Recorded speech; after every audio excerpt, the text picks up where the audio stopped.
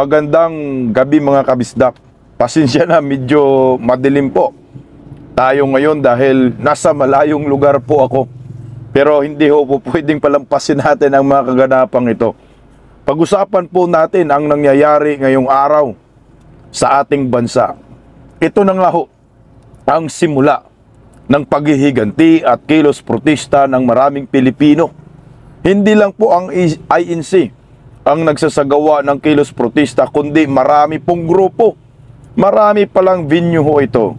Venue dyan sa Quirino Grandstand, meron pang venue dyan sa Liwasang Bonifacio, meron pang venue dyan sa EDSA Shrine, at EDSA People Power Monument, at meron pong venue din dyan sa Minjula.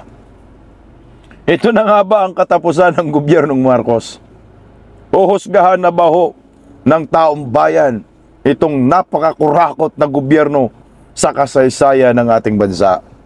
At pag-usapan rin po natin ang pangatlong pasabog ni Saldico.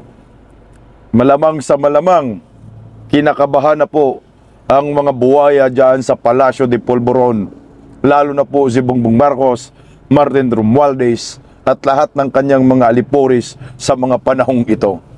Tandaan nyo po, 3 araw po na sunod-sunod na kilos protesta itong sinasagawa ho ngayon ng maraming Pilipino. Katapusan na nga ba nila? Dito na nga ba matatapos ang kahibangan ng mga buhaya? At ang tapang po ng Iglesia ni Cristo, pinalayas po ang mga armadong kapulisan na humalo po sa Quirino Grandstand. Pag-usapan rin po natin yung dalawang mukha. Parehong senyor, parehong Pilipino, anti at pro Marcos.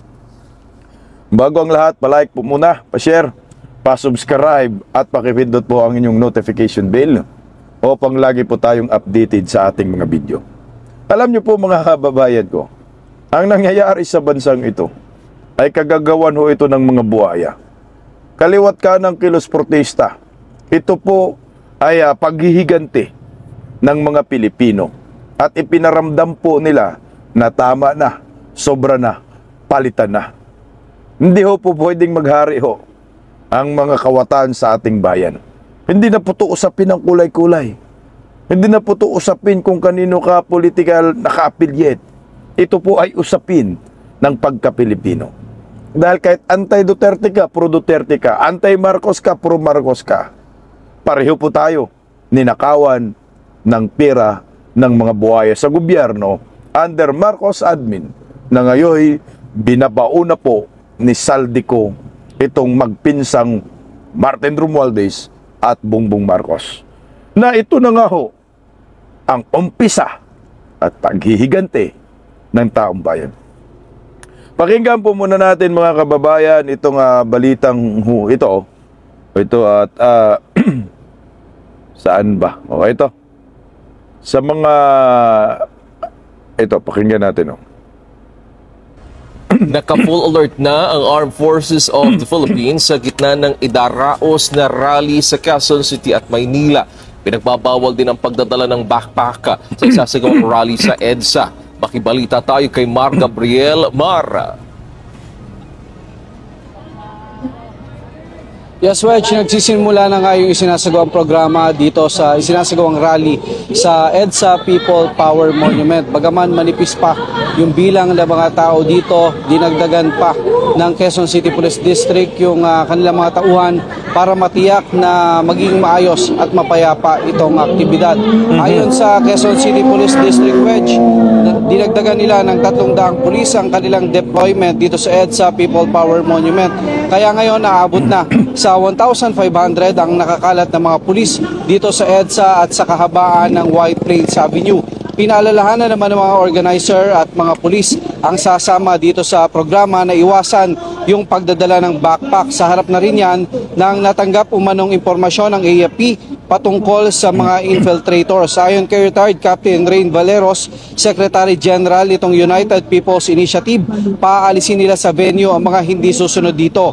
Inabisuhan din nila ang mga dadalo na maging alerto at mapagmatsyag sa kanilang mga katabi at mga bagay sa kanilang paligid.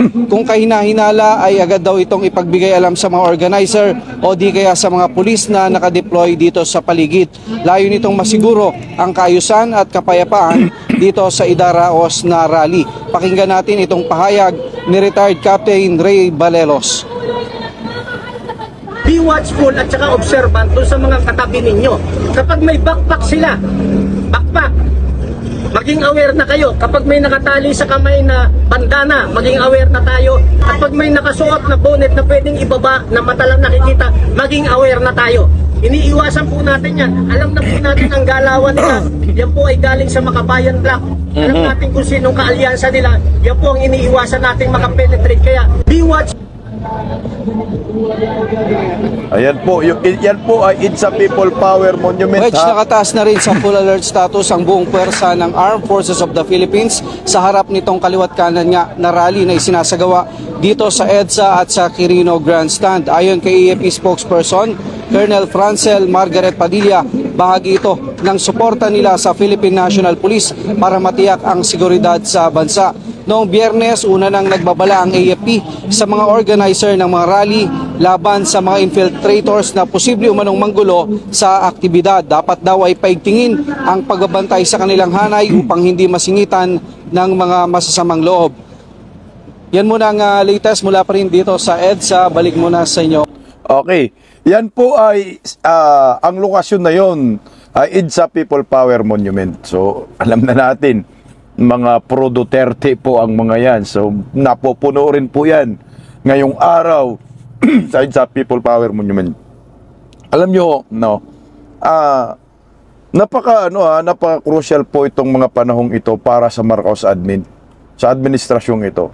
Kasi anytime, pwede pong sasabog po ang people power para ho sa akin.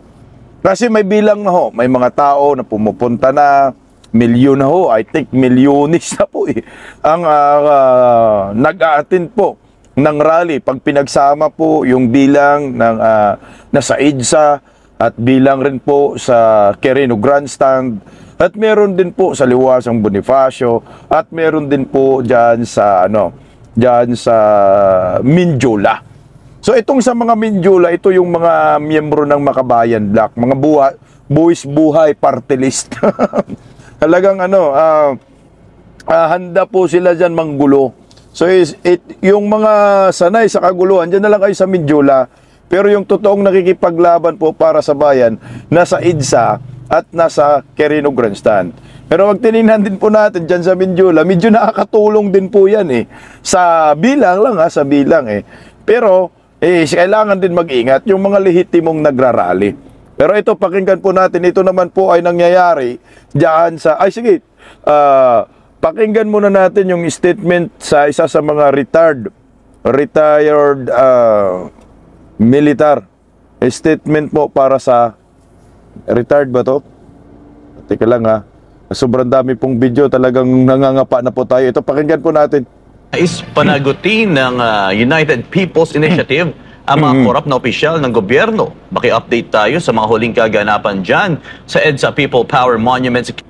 Ulitin natin EDSA People Power Monument, hindi pa po ito pinag-usapan natin yung Iglesia ni Cristo. Okay.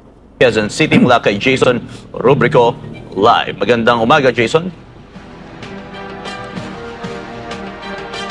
Jade Franco, magandang umaga. Nandito pa rin tayo ngayon sa EDSA People Power Monument dito sa Quezon City, kung saan isasagawa ang malawakang anti-corruption rally na pangungunahan ng United People's Initiative. At sa mga oras nga na ito ay makakasama natin ang Secretary General ng UPI, walang iba kundi si retired Captain Ray Valero. Sir, magandang umaga po. Live po tayo ngayon dito sa SMNI. Magandang umaga, Jet. Maraming salamat at binabati natin sa bayan ng Pilipino. Sama na kayo rito sa EDSA. Sir, unang tanong po, ano po ang nagtulak sa United People's Initiative para maglunsad ng ganitong kalaking rally sa EDSA?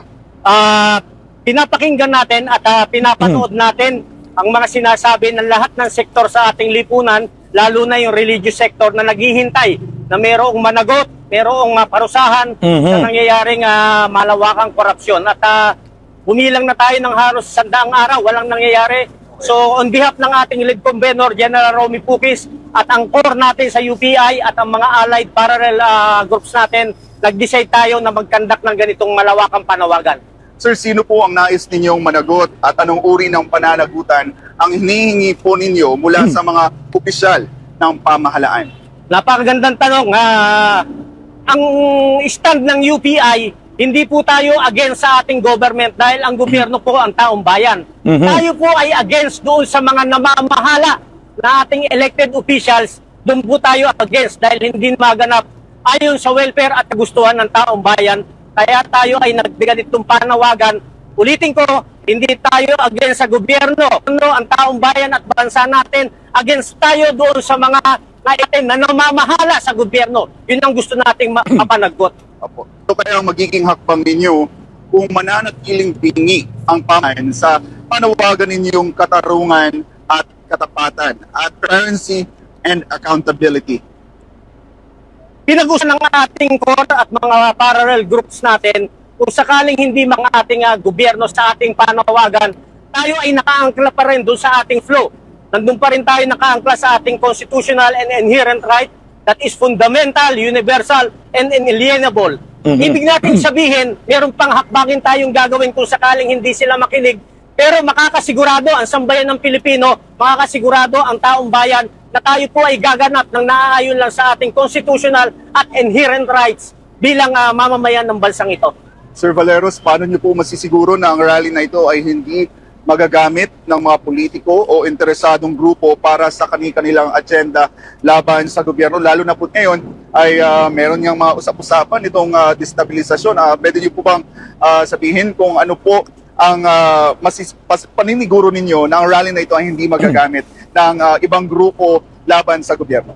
Ang ginawa nating hakbang, unay nakipag-meeting tayo sa DPOS sa Quezon City, Department ng Public Order and Safety. Kasama natin ang MMDA, kasama natin ang Coast Guard, BFTA, kasama natin dyan lahat ng LGUs na nakakasakop dito sa White Plains, kinausap natin. Ang isang naging topic natin is hindi ito magamit ng mga politiko, lalo na yung makabayan black na iniiwasan natin na nagkikreate ng gulo. So ito ay coordinated, ito ay halos ang pag-uusap natin is laging on time. At kagaya kanina, katatapos lang ng press conference, ng conference namin ng lahat ng groups, ayaw natin na meron tumayo rito ng mga political figures. Correct. Pero hindi natin mapipilit sila.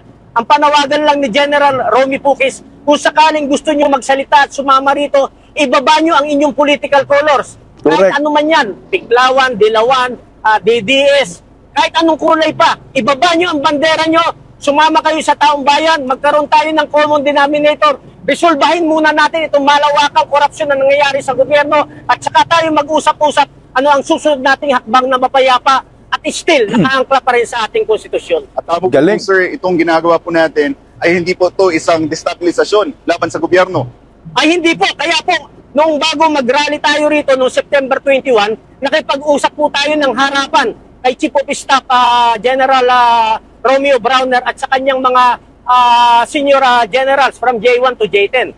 Inilahad natin yung problema ng bansa at sinabi natin kung ano yung action na pwede natin gawin na still nasa bound pa rin ang ating rule of law. So alam ng ating AFP, alam ng ating PNP na hindi tayo dito nagpunta at nag-convene para mag-create ng destabilization. Ang gusto kong iparating sa gobyerno, ang maririnig nyo mamaya ay boses ng taong bayan. Ang maririnig nyo mamaya ay hinaing ng taong bayan. Ang maririnig nyo mamaya ay sigaw ng taong bayan sa accountabilities, sa kailangang may managot doon sa nangyayari sa ating bansa sa kasalukuyan.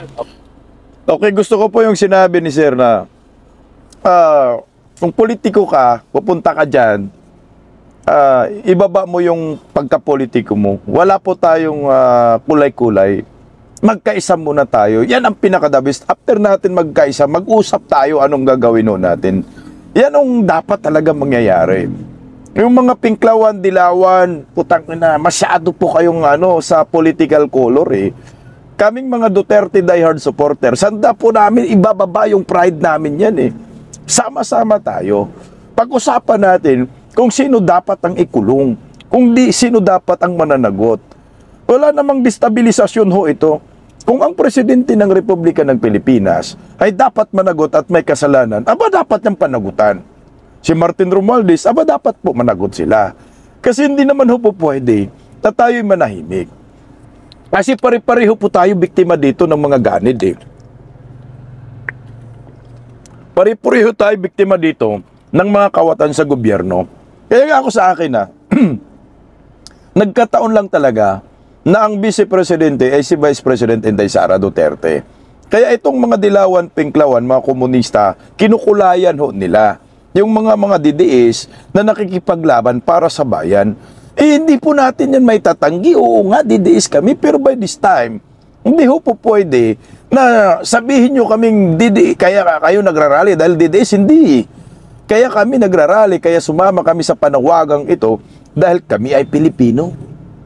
Nasa bansa tayo ng Pilipinas at pareho tayong ninanakawan ho dito eh. Kailangan pareho yung utak natin. At hindi po natin po pwedeng ipagtanggol itong si Bongbong Marcos na alam naman natin siya ang punot dulo ng lahat ng pagnanakaw sa kaban ng bayan. Lalo na po itong si Saldico ngayon talagang kumanta na. Nilaglag na si Martin Romualdez at Saldico. Eh di po tangan mag-iisip ka. Pag-isipan po ninyo, pag-isipan po natin kung ano ang dapat gawin natin. Kaya tama po yung sinasabi ni Attorney Jamie Bundok. Bakit ayaw nating subukan si Vice President Inday Sara na mamumuno sa ating bansa? Dahil subok naman ho natin ang mga Duterte na pag nagserbisyo yan ay para ho talaga sa bayan.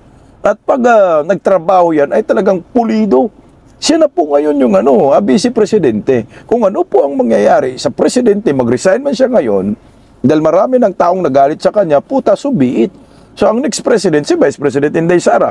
Pakinggan natin si Atty. Jimmy Bundok. Because people will say, pro-Sara ako, which is true. Pero kasi, at this point, it's not about being pro-Sara. It is about changing an ineffective leadership. Correct. And by the virtue of constitutional succession, because yun ang nakalagay, si VP Sara talaga yung nakalaan. Correct. Ngayon, is that political? On my part, syempre, it's something political, but it's also constitutional. Siya talaga yung nakasunod sa pili. Correct. And also, that is the reason why there's a vice president. She is the spare tire pag nabutas to. So, walang masama. At sa lahat po ng hindi nagtitiwala kay Sara, bakit hindi niyo subukan? Correct. Kasi at least ito, 3 years na lang natitira, 2.5 na nga lang. Yes! Pag hindi nyo nagustuhan, pag inalaman nyo yun sa eleksyon, matatalo siya. Correct. Hindi matuwa ang taong bayan sa servisyo niya. Correct. Pero pag natuwa, pasensya kayo, you'll have 6 more years of her. Pero at least, pasubukan nyo na. Correct. Napakaganda yung sinasabi ni Atty. Jimmy Bundok. Narinig yung mga dilawan yung pinklawan. Putang ina yan ay konstitusyonal. Sinabi po talaga sa saligang batas kung ano ang mangyayari sa presidente, ang next na upo ay Vice Presidente. Tama. Iluklok na natin yan si Inday Sara sa pagka-presidente. 2.5 years na lang eh. Kung palpak si Vice President Inday Sara Duterte, pagdating ng 2028 presidential election, hindi wag niyong iboto. Pero kung maganda ang pamumuno ni Vice President Inday Sara Duterte po, na wala kayong magagawa. Talagang tuloy-tuloy ang pagka-presidente ni Vice President Inday Sara. Puta, gumising na tayo. Itapon nyo na po yung masyadong pamumulitika. Hirap na ang bayan eh. Kaya hindi tayo makausad. Bakit? Ang ina naman talaga itong mga dilawan, pinklawan, hindi nyo matatanggap na ang next president ay si Vice President Inday Sara talaga. Kung sakali yan si Bongbong Marcos ay kalad ka rin ng taong bayan, putang ina, itong 3 rally, ito marami pong mangyayari. Ngayong araw nga, nakakatakot eh. Dinagsa po talaga ang kilos protesta. Taka na, hindi lang 1 bilyon, napakadami. Ito yung patunay na galit na ang taong bayan. Wala namang wala namang destabilisasyon yan. Hindi pwedeng masisabihin mo, destabilizer ka. Hindi eh. Hindi po destabilizer ang isang tao na galit na sa mga kurakot. Hindi po destabilizer ang mga pagkikilos na kung alam po natin ay ang tinutumbok ay mga kawatan sa gobyerno. Hayaan na lang ba natin sila magnakaw? Kasi pag sumama tayo sa mga rally at mayroong mga ganitong klaseng kilos protesta, ay sasabihin po ng gobyerno, ay destabilizer kayo. Putang ina, huwag po tayong pumayag na ubusin ng mga hinayupak na ito ang pera ng bayan. O, tingnan mo ha. Pakinggan natin ulit sa Atty. Jimmy Bundok sa paliwanag tungkol dyan. No. Malinaw na yan, ilang beses na namin sinagot yan. You know, una sa lahat, yung mga nagsasabi niyan, alamin nyo naman kasi kung ano ang totoong technical definition ng destabilization. That means you're committing a crime. Some of the crimes in the either Anti-Terror Act o sa Revised Penal Code or something, wala po ditong rebellion or walang inciting to sedition, wala ditong plan ng mga swift attack like kudeta. Walang ganyan. Walang ganyan. This is a peaceable assembly. Pero nasa constitution po natin, pwede tayo manawagan ng kahit anong gusto natin. Correct. Basta hindi violente. So ang pinananawagan natin, tumidiretso tayo sa taas. Dahil po dun sa nireveal ni Zaldico, na alam naman nating lahat na dati pa, may mga tao po dyan na kailangan managot. Correct. Hindi mo pwedeng sabihin destabilisasyon yan. Bakit napunta tayo sa destabilisasyon?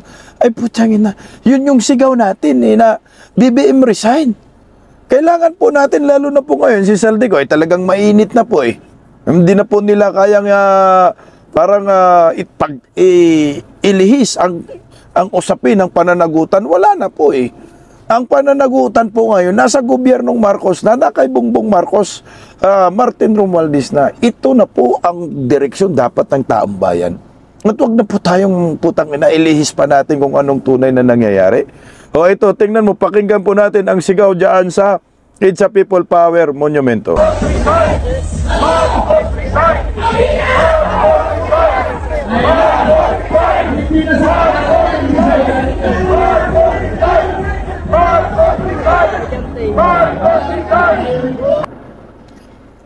Sa EDSA pa lang ho. Ito ho linawin natin, ang EDSA hindi po yan na grupo ng Iglesia ni Cristo. Yan po ay grupo ng mga ordinaryong Pilipino. Huwag na po natin sabing DDS. Huwag na po natin kung ano-ano ng political color. Kasi wala na kulay-kulay nga dito eh. Ang kulay natin ay kulay kayumanggi. Kulay Pilipino ho tayo.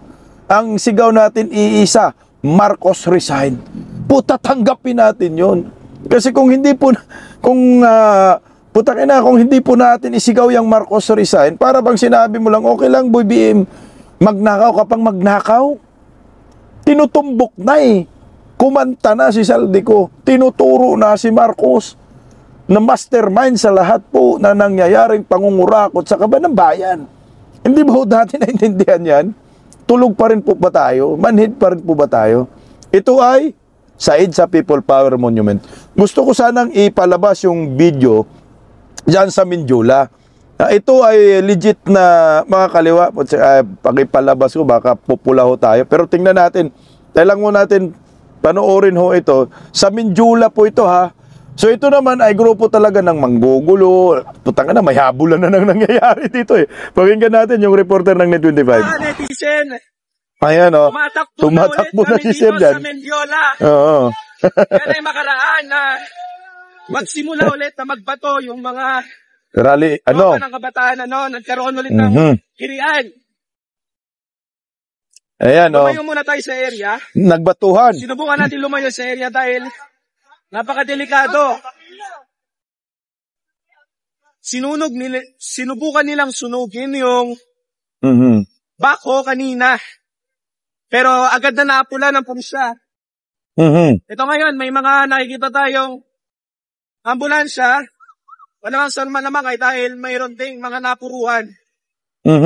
Ito, nagtatakbuhan. Kakaroon na ng gulo dito sa area. Sa di ba malamang dahilan, ay nagsilayuan yung mga kabataan dito, Nakakita rin tayo ng mga sinusunog dito around the area. Ayan, nagkalat pa sila. Alamin natin, yung iba bang mga informasyon, maya-maya lamang. Okay. So, itong Mindula, naalala po nung nakaraang September 21, dito rin yung mga kabataan na nakabunit, di ba? Sumisigaw. At galit din yan sa mga kurakot. Kaso ang problema nga, nagagamit ito ng mga makakaliwang grupo. Di ba, yung may nahuli dyan, sino yung pumunta? Kabataan Party List, Gabriela Party List. Sila ni Babalu, Renato Reyes. Yan yung masaklap. Kasi nga, hinahaluan po ng mga makakaliwang grupo ng dahas. hinahaluan po nila ng kawalang hiyaan. Habulan dito, habulan doon. Nasa Mindula yung kabataan, alam nyo ho, putang ina, napakaganda ho sana na kayong mga kabataan ay lumabas ho kayo ngayon. Na sumama kayo sa rally, meron kayong kilos protesta, pero please lang, huwag po kayong magpagamit sa mga kaliwang grupo. Huwag po kayong magpagamit sa mga aktivista. Huwag po kayong magpagamit sa mga akbayan. Kasi kung magpapagamit ho kayo, puta, wala na. Gugulo ang Pilipinas, bakit ho? Kung yan ang magiging dahilan para magdeklara si Bongbong Marcos ng marsyalo dahil nagkagulo dyan sa Mindula, ay puta, kawawa naman ho, yung totoong mga Pilipino na lehitimong sumisigaw ng pananagutan sa mga kurakot. Di makatakas tuloy ang mga animal na ito.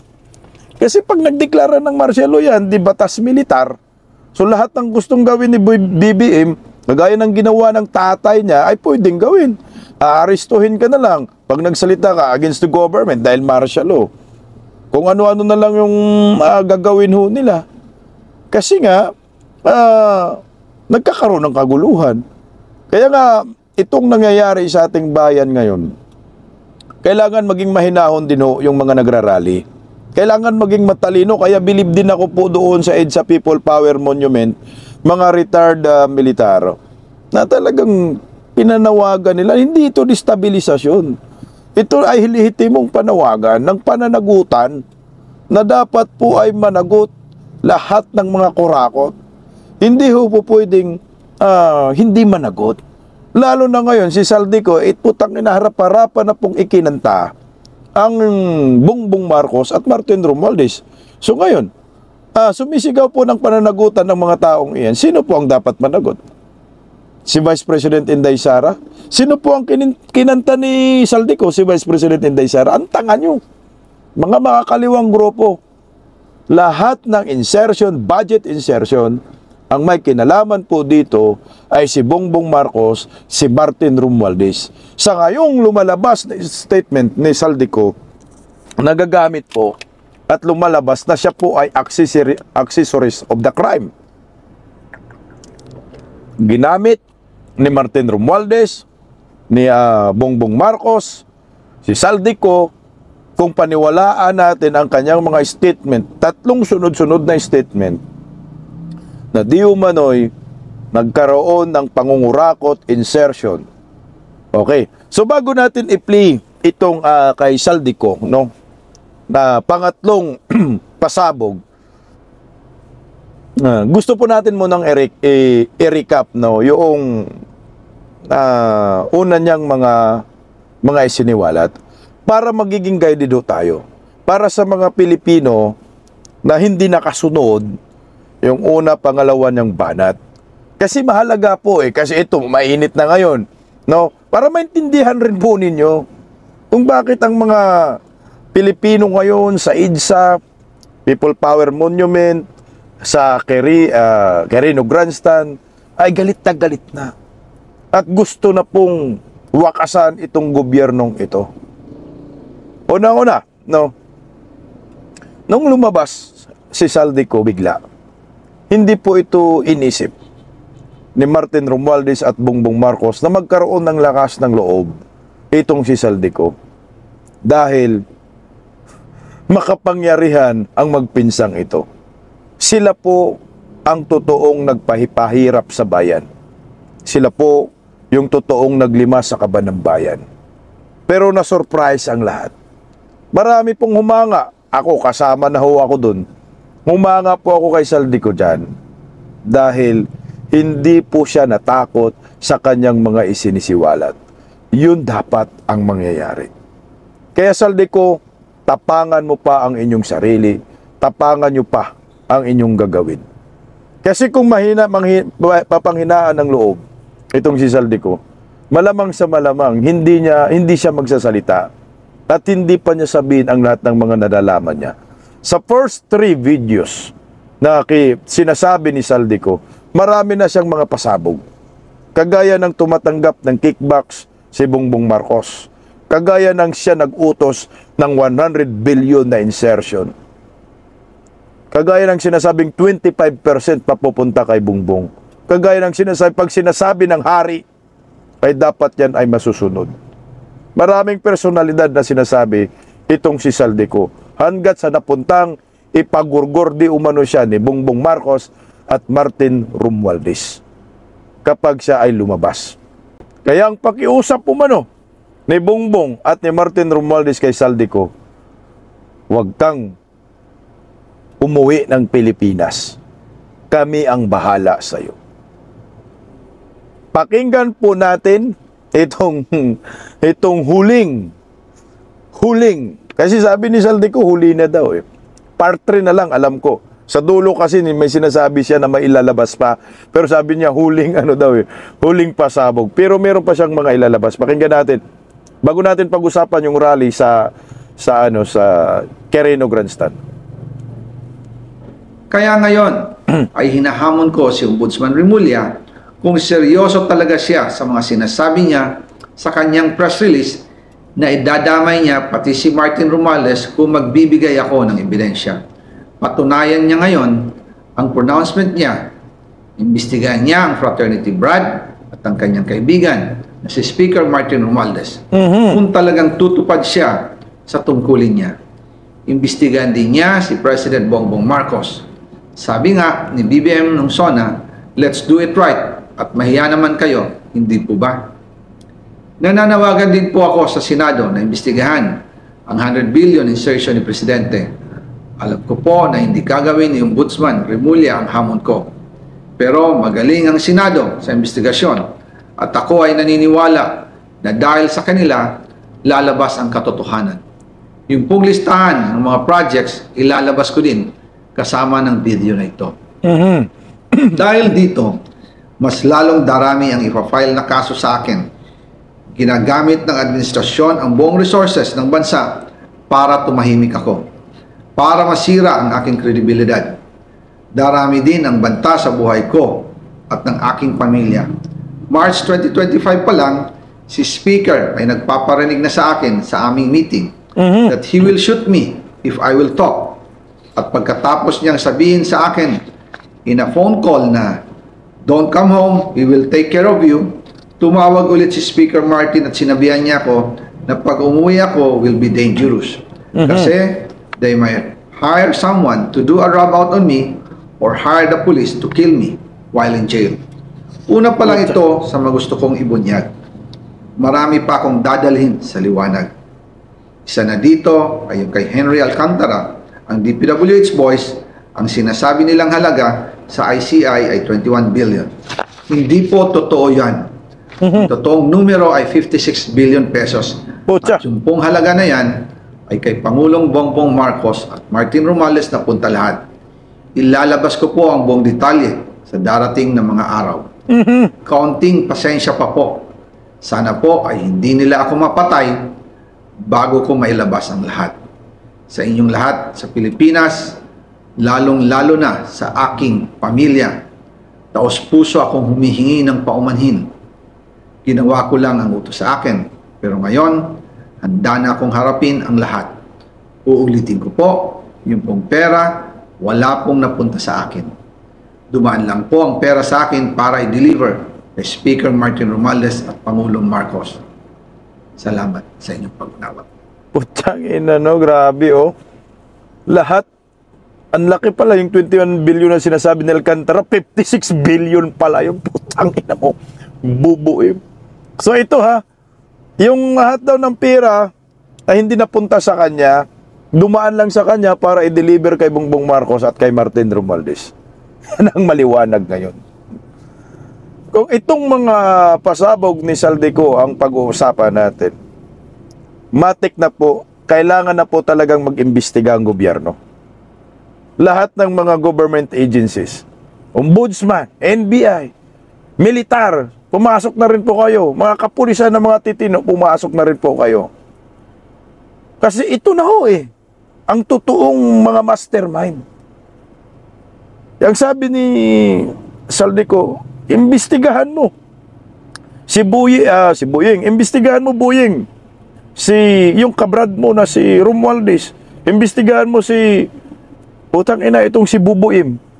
Kaya bang imbestigahan niya ni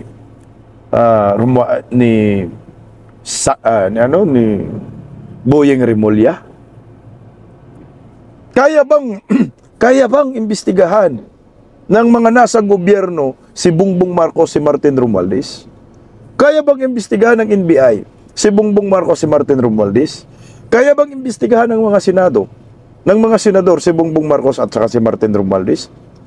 Yan putang ina ang napakamalaking katanungan ho eh. Kasi yung mga nasa gobyerno ngayon eh, in-appoint niya ni Bongbong Marcos. Yung mga nasa gobyerno ngayon eh, kung hindi dahil kay Bongbong Marcos, wala sila sa kanilang katungkulan, lalo na si Boyeng Rimulya. So ano ang mangyayari kung hindi po nila kayang imbestigahan ay yung mga isiniwalat ni Saldico? Ay magagawa, makalimutan natin ang lahat ng ginagawa ni Bongbong Marcos. Kaya ang sagot, itong nangyayari ngayon na kilos protesta na didagsa na po ng milyon-milyong mga Pilipino. Napag-usapan na natin ng EDSA, napag-usapan na natin doon sa Minjula. Maraming habulan doon. Pag-usapan natin ngayon sa Quirino Grandstand. Maaga pong dinagsa po ang Quirino Grandstand, mga kabisdak. So ito yung medyo latest na po ito sa akin na medyo hapon-hapon na po. Umabot po yung crowd sa Iglesia ni Cristo sa Lunita ng 300,000 po ka-attendance. Putang na, dami niyan. Unang araw pa lang yan ha. Sumirum pang kasunod. May pangatlong araw, may pangalawa, may pangatlong araw pa po. At saka hindi po ako naniniwala na matatapos lang po yan sa pangatlong araw. Hindi sana matapos na rin ho yan. Huwag na lang paabutin ng pangatlong araw, tapusin nyo na po bukas. Hinggan po natin, no? Unti-unti na hong napupuno ng ating mga kababayan ng Quirino Grandstand sa Maynila. Ito ang isa sa main site ng Rally for Transparency and Better Democracy. Sa drone shot video na ito, makikitang patuloy ang pagdami ng mga lalahok sa rally mula sa iba't ibang bahagi ng bansa.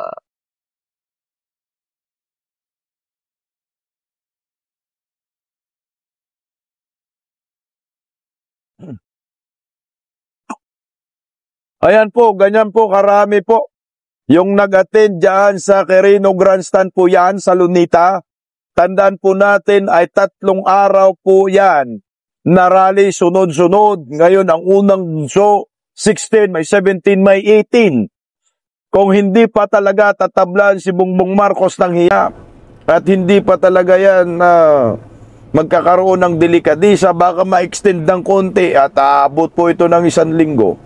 Ito po yung pinaka-critical na mga panahon ng gobyernong Marcos ni Bongbong Marcos. Anytime, ulitin ko po ha, anytime, pwede pong masipa si Bongbong Marcos. May mga tao na sa kalye, may mga tao na sa kalsada, milyon-milyon na ang mga taong lumalabas ngayon sa kanilang mga tahanan.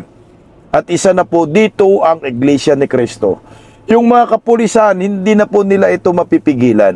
Tanggapin nyo na po. Nagalit na po talaga ang taong bayan. Ito na po yung resulta ng pagnanakaw sa kaban ng bayan. Napupuno na ang tao. Lumalabas na, napupuno na yung kalsada ng tao. Ito po, tingnan nyo po ha, tanggalan ko lang po ito ng yan. Iyan na po sa rally ng Iglesia ni Cristo. At ako naniniwala na kayang punuin po ng Iglesia ni Cristo ang buong Kamaynilaan. Rally for Transparency and Better Democracy. Ako humahanga ako sa religious sector na ito. Sulit talaga sila pag sila ay nananawagan. Naninindigan ho sila. Malamang sa malamang, itong si Bongbong Marcos ngayon ay puta nanginginig na ngayon. At yung bayag umurong na po ito, mga kabisdak. Sipin mo, ganyang kadami, sunod-sunod. At naniniwala ako, mauulit muli ang history. History ay muling magbabalik. Meron na sipang Marcos, malamang sa malamang, may masisipa ding Marcos. Napuno ang kalsada ng insa ng mga tao, malamang sa malamang, punong-puno na rin lahat yan Kasi, ako sa akin, hindi na po kaya itong pigilan ni Bongbong Marcos. Kagaya po nito. No. Ito yung nakikita ko. Matindi ho talaga ang Iglesia ni Cristo. Isipin mo ha, kung yung Minjula ay nakipaghabulan yung mga kapulisan sa mga bata ng mga babalo, kabataan party list na nanggugulo dyan, putsang ina, ito dito ha. Isang sabi lang ng Iglesia ni Cristo sa mga kapulisan, lumayas kayo dyan, umalis kayo dyan. Mga armadong kapulisan kasi, pumunta ho sa Quirino Grandstand. O talagang sinaway, pakinggan natin o. Binababalaan namin, pumunta kayo sa pwesto nyo, wag dito. Gusto namin maging mapayapa at gusto namin ipaabot sa gobyerno na wag silang manggulo. Malinaw yan, mga kasamang pulis. Pag hindi nyo ginawa, wala kaming kasalanan. Kayo ng gulo, hindi kami. Tingnan mo, ang bigat ng ano nun ha, ang bigat ng sinabi ng Iglesia ni Cristo ha. Bumalik kayo sa pwesto. Tandaan nyo mga pulis, pag may mangyayari, wala kaming kasalanan. Putang ina guys. Talagang palaban, handa tong mga to sa akin ha. Ang Iglesia ni Cristo hanggat maaari, ito ay peace rally kasi, yung panawagan nila. Pero yung tema ho at yung timbre ng statement ng Iglesia ni Cristo, puta mabigat yun. Kung, parang ganito, pang gulo kayo, bibigay namin yung gulo sa inyo. Kayo ang may kasalanan dyan. Simple lang. Kami gusto namin ng kapayapaan. May permit kami. Putang ina, huwag kayong manggulo. Tama ho. Grabe ho. Ang bigat nito. Tingnan mo. Marami tayo. Tingnan mo, marami tayo. Putang ina, marami. Milyon-milyon talaga. Kukulangin yung mga kapulisan sa Iglesia ni Cristo, anak ng kagwang. Grabe, ang bigat nun. O, tingnan mo. Mga kapulisan, yan na. mapayapa ito. Nagpaalam kami sa gobyerno, may permit kami. Nakipag-coordinate. Huwag kami ang tiktikan to. Putsang ina, no? Mga kapulisan. Nagpaalam kami sa gobyerno. May permit kami, patay ka. Sus ko, bubuim, kakainin ka ng buo dito.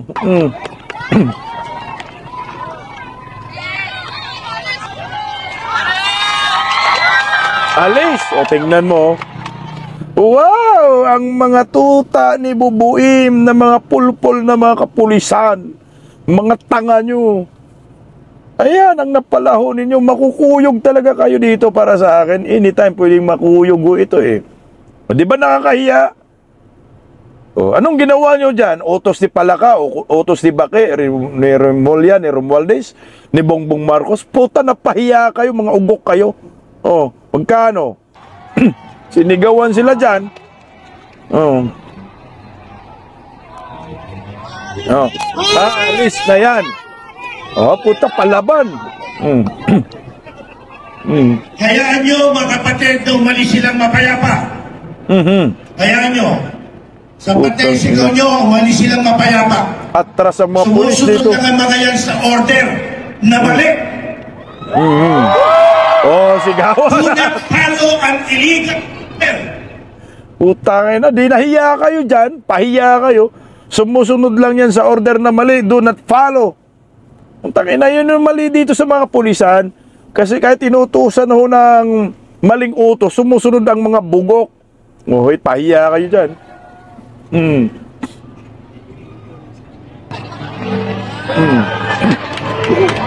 Oh, nagsitakbuhan ng mga tanga. Natatakot. Putangin na, oh. Sabi ng commander, alis kayo.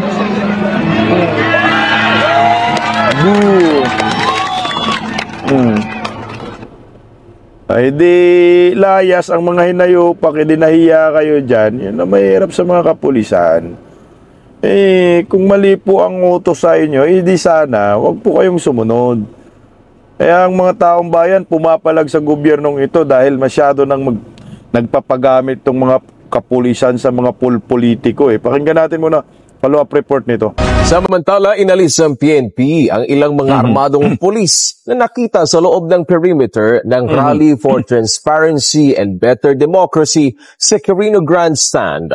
Alamin natin ang detalye live kay Eden Suarez Santos. Eden. Wedge, tuloy ng pinull-out ng pambansang pulisya ang kanilang mga tauhan na may bit-bit ng baril. Nagdulot kasi ito ng pangamba at takot sa mga rallyista. Nais ng pamunuan ng Iglesia ni Cristo na matiyak ang kaligtasan hindi lamang ng kanilang mga miyembro kundi maging lahat ng mga makikiisa sa 3 araw na mapayapang rally dito sa Quirino Grandstand. Inalis ng Philippine National Police ang mga armadong pulis na nakahalo sa mga rallyista sa Quirino Grandstand sa Maynila. Ayon sa ilang nakasaksi, nakuha na ng video ang ilang pulis na may baril sa loob mismo ng perimeter ng rally. Tiniyak naman ng Iglesia ni Cristo na mapayapa ang Rally for Transparency and a Better Democracy.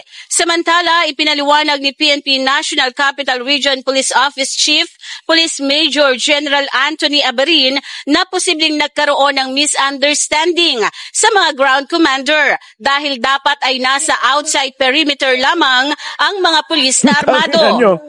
Within 10 minutes, dapat wala na sila kasi kung hindi, natin sila, kakasuhan natin sila at dapat ialisin, ipupull out natin sila dito as detail. Putangin na nagugas kamay ang inayupak na wise eh. Natakot sa Iglesia ni Cristo. Puta talaga naman kayo. Ito tuloy Nilinaw rin ni Aberin na bahagi ng uniforme ng pulis ang pagdadala ng baril, lalo na ang mga nakatalaga sa Police Visibility at Security Operations. Tanging mga CDM personnel lamang ang walang armas. Dagdag pa ni Aberin, wala umanong intelligence report ang pulisya na may banta ng posibleng pagsabotahe sa mapayapang rally ng INC. Tiniyak niyang walang dapat ikabahala ang INC sa seguridad ng kanilang mga miyembro. As far as the INC is concerned po, ay naniniwala po kami na ito po ay isang peaceful rally. At andito po ang kapulisan ninyo para po siguraduhin na ang bawat isa, ang publiko, ang mga kapatid nating Iglesia ni Cristo na nagrarally ay talagang ligtas. At hindi po natin hahayaan na ito pong pagtitipon po na ito ay masasabutahe. Giit ng PNP NCRPO, maximum tolerance ang marching order para sa mga pulis na nakadeploy sa 3 araw na INC Rally for Transparency and a Better Democracy.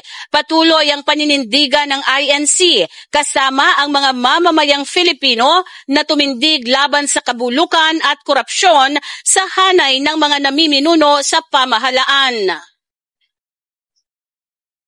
Wedge, kinumpirma ng Presidential Communications Office o PCO na nakamonitor si Pangulong Ferdinand Marcos Jr. sa mga rally. Ayon yan kay PCO Secretary Dave Gomez na nasa Malacanang ang Pangulo. Nauna nang nagpatupad ng mahigpit na seguridad sa Malacanang ang Presidential Security Command isang araw bago ang 3-day Rally for Transparency and a Better Democracy ng INC kung saan ay isinara nga yung ilang gate ng Malacanang gaya ng Arlegue at Solano Gates na hindi na madadaanan ng mga sasakyan at ng mga tao simula ngayong araw hanggang sa Martes, habang ang JP Laurel naman na gate ay isang lane lamang ang binuksan simula kahapon hanggang sa November 18.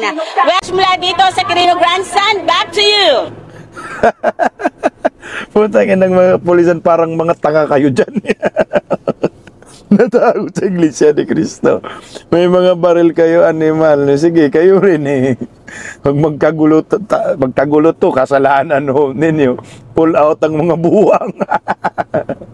Alam nyo kasi, putangin na, hayaan nyo na kasi mag-rally.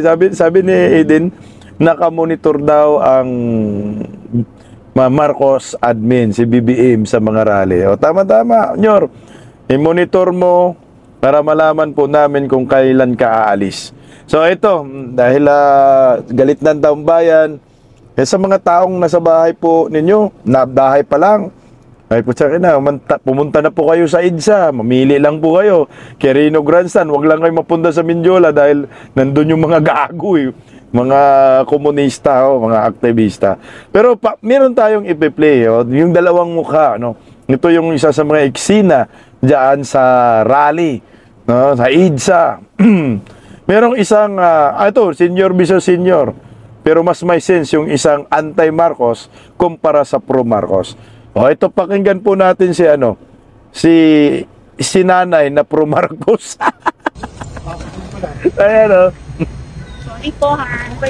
4-piece kami, kay BBM kami, protected namin si BBM ng grocery. So, 4-piece kami, kay BBM kami. Protected namin si BBM ng grocery. Ma'am, demonyo po yun, ma'am. Nabanggit mo, hindi yan hindi ho yan tatalab yung rosaryo mo, anak ka ng kagwang, BBM daw sila, kawawa na lang 3. Tatlong mga bubunista, pag hindi kayo naniniwala, wala kaming magawa. Isa, dalawa, 4 pala, dito. Okay lang po. Pwede po ba kayong ma-interview? Bawal po. Sabi ni pala wag kang mag-interview. Bawal po magpag-interview. 4 lang kayong mga hinayupa kayo. Ano kami sa administrasyon kami? For safety ng presidente at ng ating bansa.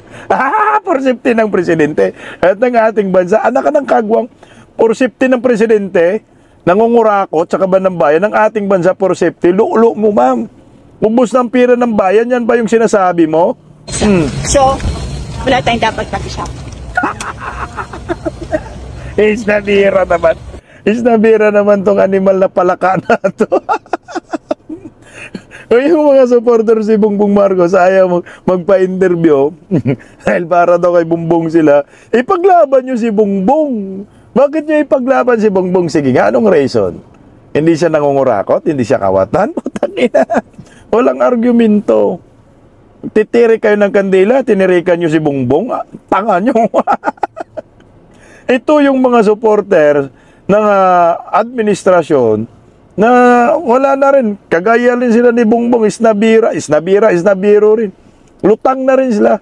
Hindi na po nila alam kung paano po nila ipagtanggol itong si Bongbong Marcos. Na para sa akin, itong ginawa ng Iglesia ni Cristo, ito ay isang paghihiganti laban sa mga kawatan, laban sa mga kurakot. Ikaw kung BBM supporter ka, na alam mo walang kasalanan si Bongbong Marcos, ipaglaban mo. Gusto kang interview ng media, pagkakataon mo na idepinsa mo yung taong sinusuportahan mo na nakaupo sa palasyo. Ang problema nga paano mo dipinsahan?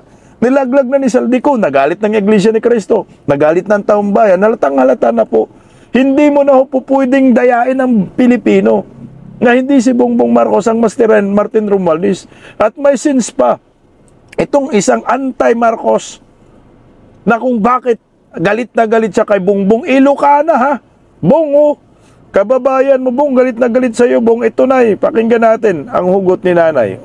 I'm from Cainta. I'm Ilocano. But I don't like Marcos. Ayoko kay Marcos. The most corrupt president. Kahit wala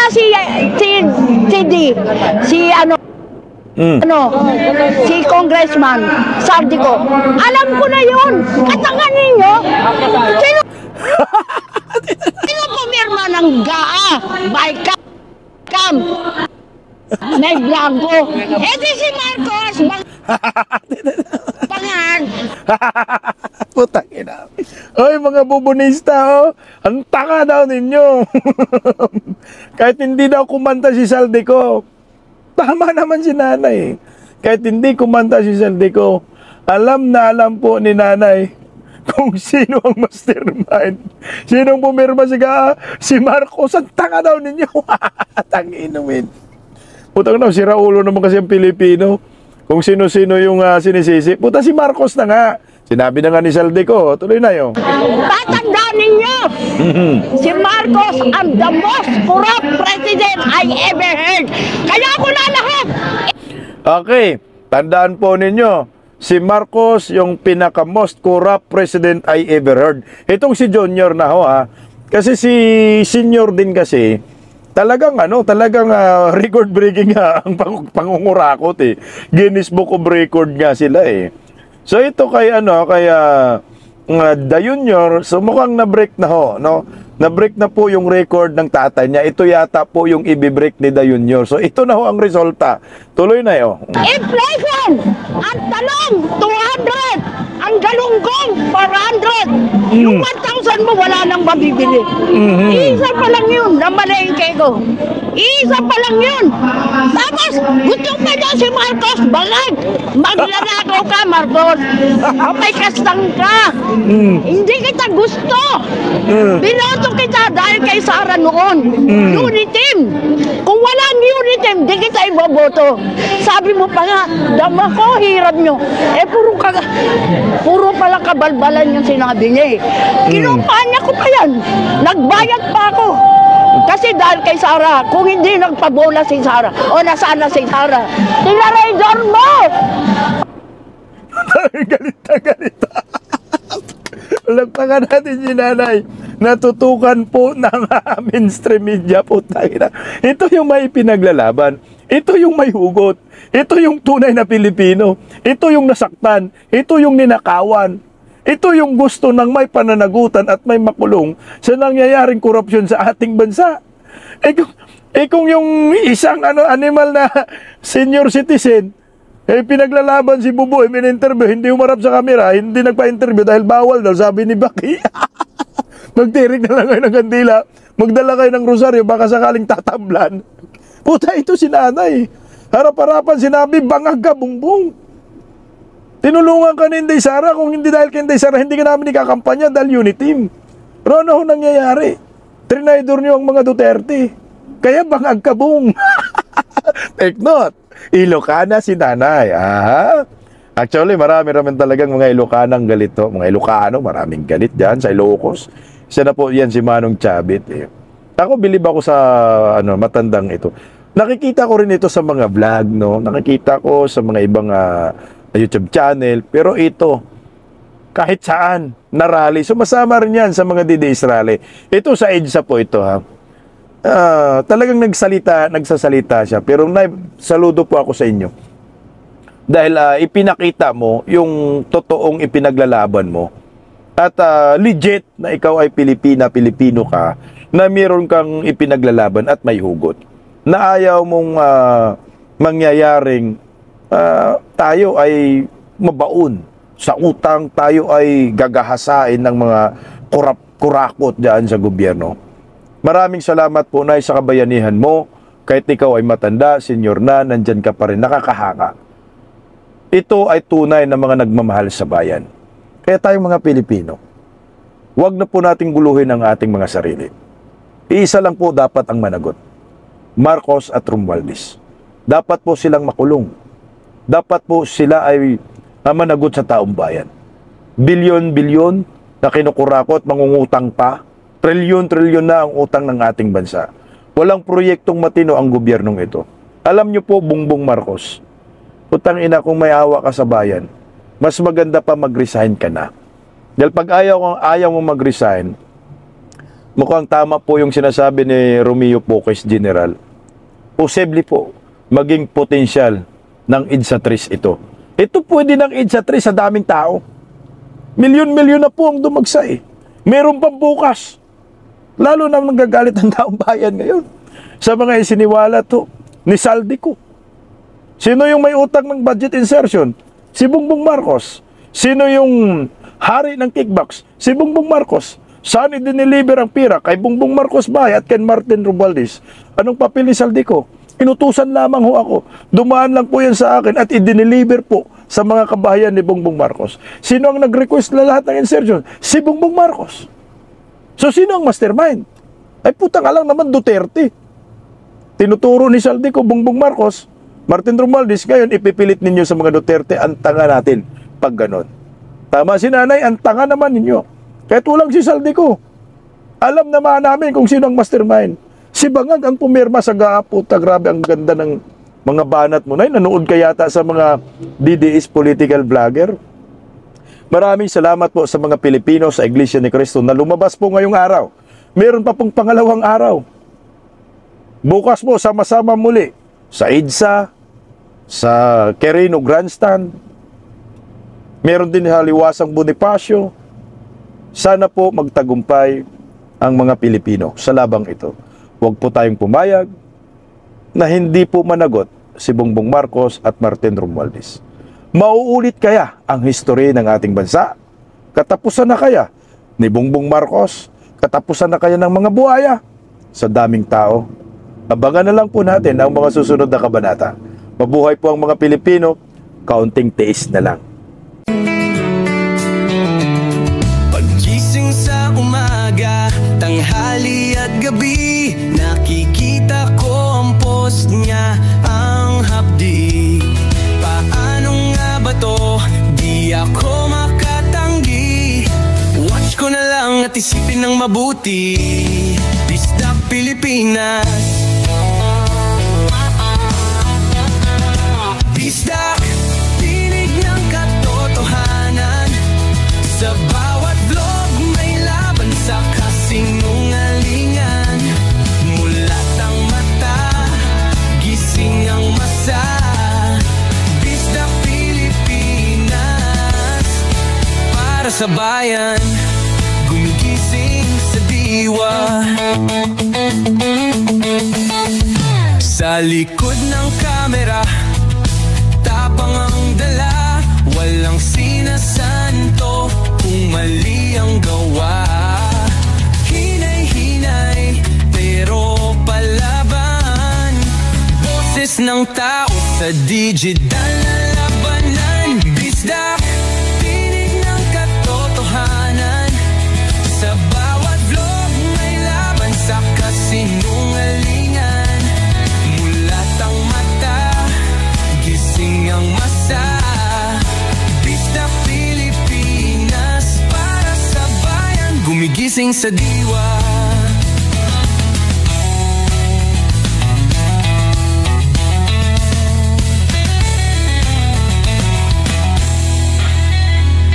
Hindi artista, hindi politiko, pero ang katotohanan, sigaw niya ay buo.